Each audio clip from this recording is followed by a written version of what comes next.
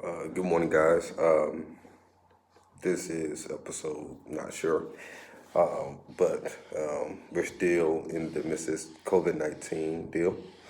So I think the topic that I was most pressing on that I would like to discuss is leading within a new organizational structure.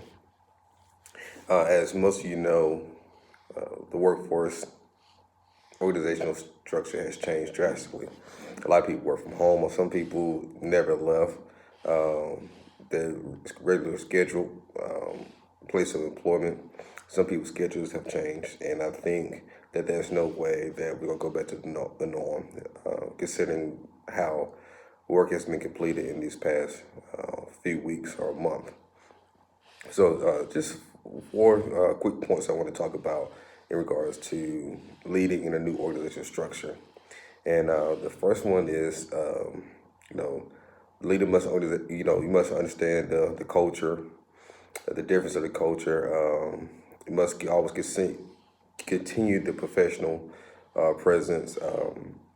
Also, you want to continue the achievement of the organization's mission and develop an organization through development of its members.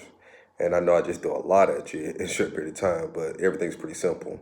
The first thing I talk about is culture. So, culture is developed by the people. So, what you want to do is figure out how the culture has changed and how that culture that has changed and how to benefit the overall goal of the organization and yourself as a leader.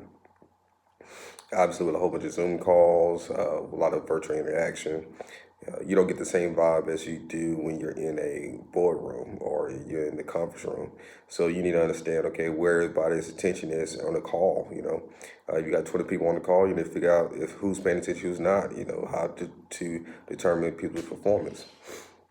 The second thing that I would say is always keep a professional appearance.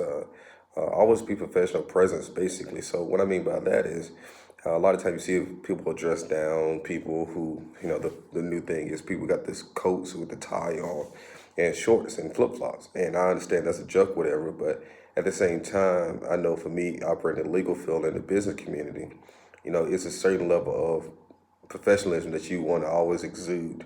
For example, when I go play golf, I'm wearing a collar shirt and golf pants and golf shoes. Could you get away with wearing something different? Yes, but it's a certain type of player that you represent as you come to the golf course, along with your golf game. So, the third thing I'd like to talk about is making sure that whatever you're doing virtually or remotely, that it still aligns with the overall mission of the organization. Period.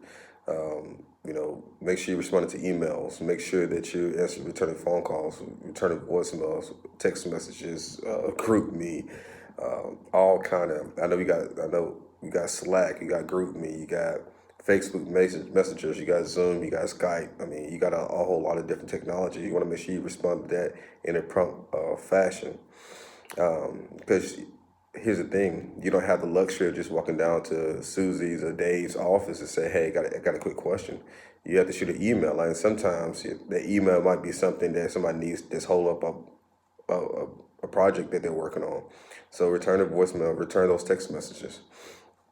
And last thing I would like to say is develop the organization through development of its members. Always find time to develop those around you. And I know it sounds like different because people aren't physically around you, but at the end of the day, what you want to do is if those people who you're working on specific projects with, you want to make sure that you're helping them grow. Same thing with your, folks that are under you, your, people that work for you, and people above you. You want to make sure that you have a giving heart, and that you're finding different ways and creative ways to make sure that they get a leg up, and you see them succeed. Whether it's a note to their supervisor or as a note to a client who's might be having an issue with that person. You talk to the client and say, hey, I know you might be having some difficulty with Dave. However, this kind of something he's going with, if you don't mind, give it a chance, and then you smooth that over, not just kind of just railroad, because a lot of things can be lost in context when you operate virtually, meaning emails and text messages. Some what I might say in person might comes out differently than what I'm saying on the YouTube video. So those are just some of the key takeaways that I would say for new leaders or leaders in a new organization structure. One, look at the culture. Two, always keep a level of professionalism.